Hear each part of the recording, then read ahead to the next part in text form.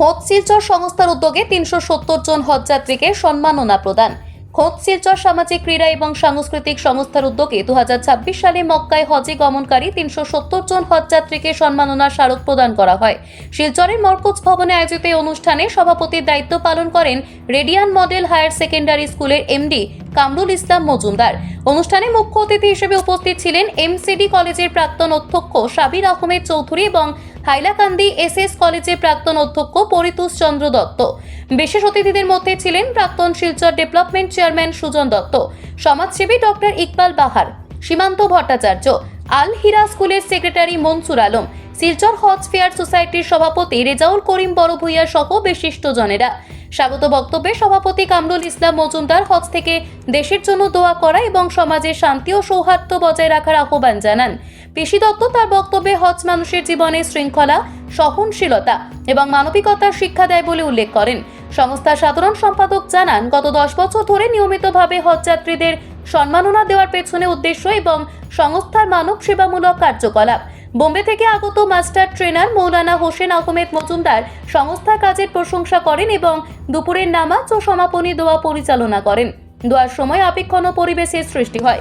অনুষ্ঠান শেষে উপস্থিত সকলের জন্য খাবারের ব্যবস্থা করা হয়। সার্বিকভাবে শিলচরে এই ধরনের বৃহৎ হজ সম্মাননা অনুষ্ঠান নজিরবিহীন এবং স্মরণীয় বলে মত প্রকাশ করেন উপস্থিত অতিথি এবং হজযাত্রীরা। জন্য আপনারা দোয়া করবেন, বিশেষ করে বিশ্ব শান্তির জন্য দোয়া করবেন। সাথে সাথে আপনারা এই সমগ্র অসমের জন্য, বিশেষ করে বরাক ভ্যালির জন্য বিশেষভাবে দোয়া করবেন, কারণ আপনারা সবাই অবগত আছেন আসামে একটা অশান্তির বাতাবরণ সৃষ্টি হয়েছে, সম্প্রদায় বিভাগ সৃষ্টি হচ্ছে, সম্প্রদায় উস্কানিমূলক কথাবার্তা বলে কথা লাগিয়ে দেওয়া হচ্ছে। তাই বিশ্ব শান্তির দরবারে আপনারা যখন যাচ্ছেন তখন এইগুলি স্মরণ করে আপনারা দোয়া করবেন যাতে আমরা সবার ভালো থাকি এবং মিলেমিশে চলি।